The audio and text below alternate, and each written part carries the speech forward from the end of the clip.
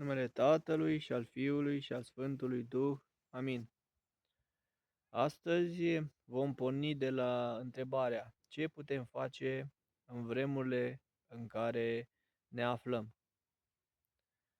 Ceea ce putem face este să știm să rămânem cât mai aproape de Hristos, să știm să intrăm într-o viață spirituală alături de El și să rămânem alături de El și așa vom trece mult mai ușor peste toate încercările care vin asupra noastră.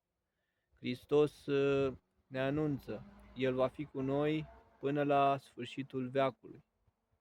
Problema va fi la noi. Câți dintre noi vom fi capabili să rezistăm lângă Hristos și să-L păstrăm pe Hristos în viața noastră, ca să putem trece cu bine toate încercările care vor veni asupra noastră.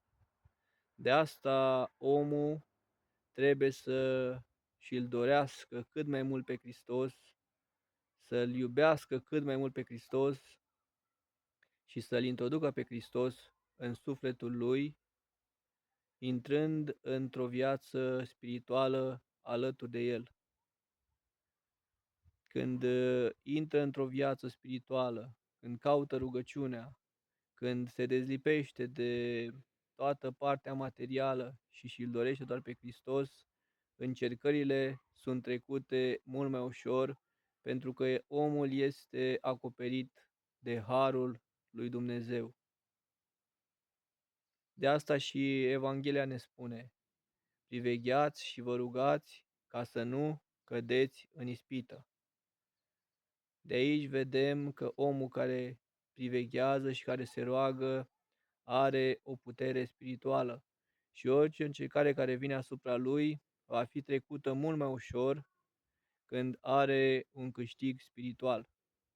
Dacă omul nu se mai roagă, mintea lui se întunecă, gândurile îi trag din nou spre vechile obișnuințe, spre patimi și spre plăceri și așa ajungă în mâna celui rău.